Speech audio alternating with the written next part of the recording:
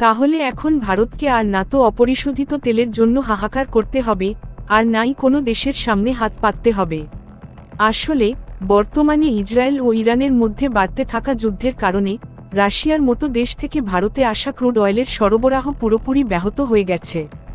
কারণ ইরান তার পাশের সমুদ্রপথ ধীরে ধীরে বন্ধ করে দিচ্ছে, এবং এখন সে সেই পথটিও পুরোপুরি বন্ধ করে দেওয়ার প্রস্তুতি নিচ্ছে, যে পথ দিয়ে ভারত তেল আমদানি করত। যখন ধীরে ধীরে ভারতের জন্য সমস্যা বাড়ছিল, এবং এটা বোঝা যাচ্ছিল যে ভবিষ্যতে ইরানের কারণে আমাদের তেল পাওয়া কঠিন হয়ে যাবে, তখন ভারত ক্রুড অয়েল আমদানির জন্য বিকল্প পথ খোঁজা শুরু করেছিল, যাতে কোনো সমস্যায় পড়তে না হয়। কিন্তু এখন যে খবর বেরিয়ে এসেছে তা আরও বিস্ময়কর। আন্দামান ও নিকোবর দ্বীপপুঞ্জে গায়ানার আকারের মতো বিশাল এক তেলের কূপ পাওয়া গেছে, যার পরিমাণ 2 লাখ কোটি লিটার।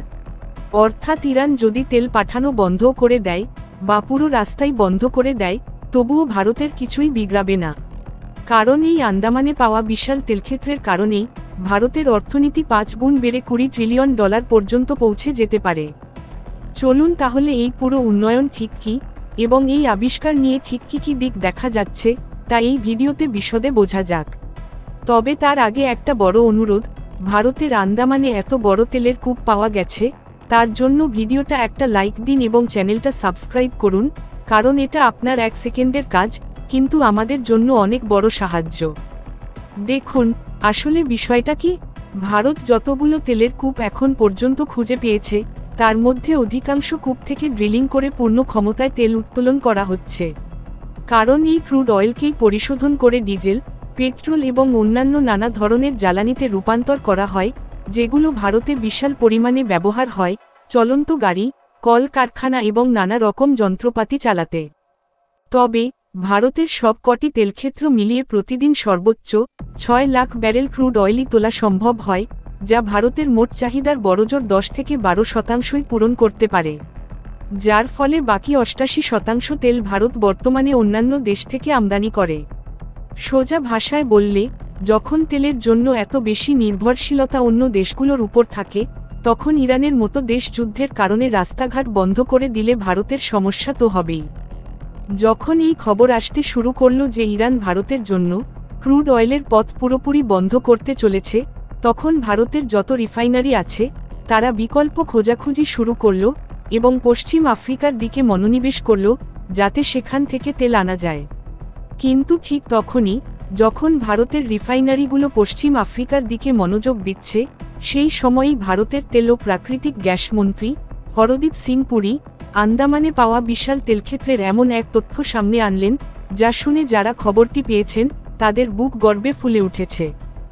আসলে সম্প্রতি ভারতের যে তেল ও প্রাকৃতিক গ্যাস মন্ত্রী রয়েছেন, তিনি একটি সুপরিচিত ভারতীয় নিউজ আউটলেটকে দেওয়া এক সাক্ষাৎকারে এই বিষয়ে গুরুত্বপূর্ণ তথ্য জানিয়েছেন।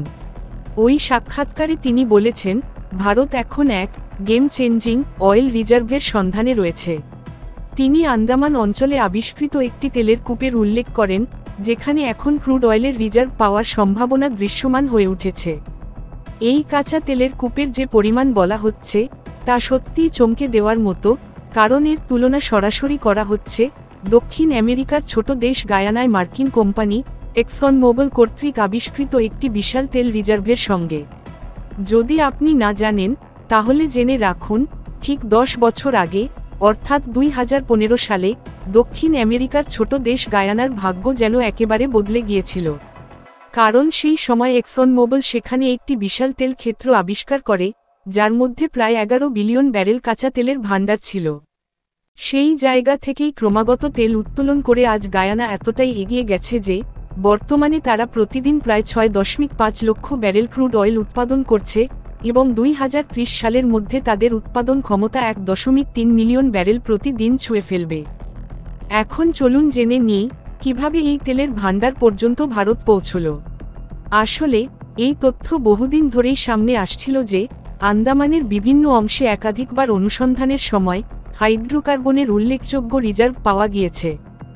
যদি পরিসংখ্যানের দিক থেকে দেখা যায়, তাহলে এই দ্বীপপুঞ্জ অঞ্চলের বেসিন প্রায় 1.25 লক্ষ বর্গ কিলোমিটার জুড়ে বিস্তৃত। এর মধ্যে 18,000 বর্গ কিলোমিটার এলাকা শ্যালো ওয়াটার, অল্প গভীর জল, এবং 2,000 বর্গ কিলোমিটার ডিপ ওয়াটার গভীর জল এলাকা, যেখানে সাধারণত বড় বড় হাইড্রোকার্বন রিজার্ভ খুঁজে পাওয়া যায়। এবার আপনি ভারতের ম্যাপটা ভালো করে দেখুন।